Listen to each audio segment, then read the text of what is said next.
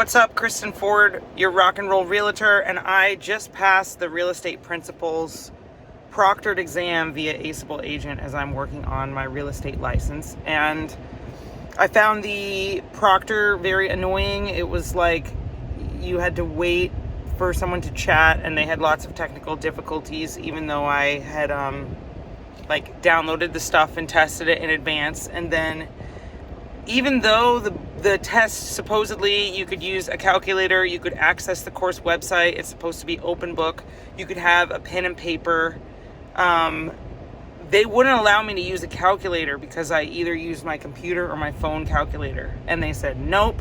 So before you take the test, make sure that you go get a calculator, even at the dollar store.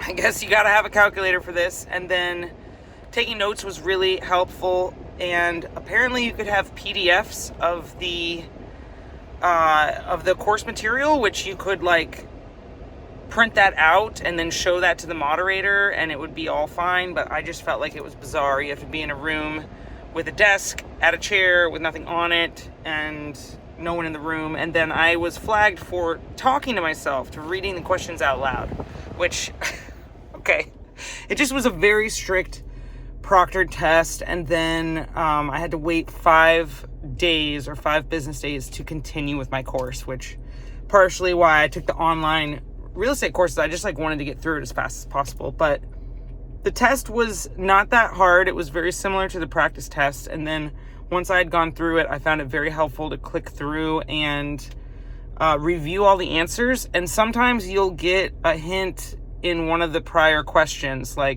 You can write down a specific phrase, a specific type of brokerage gets paid X. And then later in the test, when you see, this type of brokerage or this type of brokerage, you actually have the correct language because they gave you a hint. Or there's the natural disasters resource kit you have to present. And there's a specific, it's NHM or something. And I was given that clue as a different question. So it's worth reviewing the test. Yeah, I found it annoying. Also, if you want to schedule the proctored exam less than 24 hours, you are charged $5. If you want to move that test, which I did have to reschedule mine, they charge you $5 to reschedule. So just heads up, it seems like the testing is really annoying, but I took a bunch of practice tests. It was not that different, but make sure you have a calculator and don't speak to yourself because they thought that was a big no-no. I just got ADD.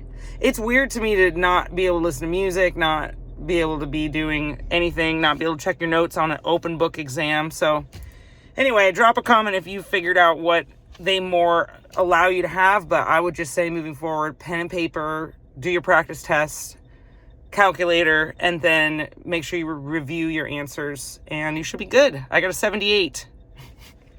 So, all right, I'm going to keep going now with the second 2/3 of this real estate licensure. Let me know your thoughts. Appreciate you being here.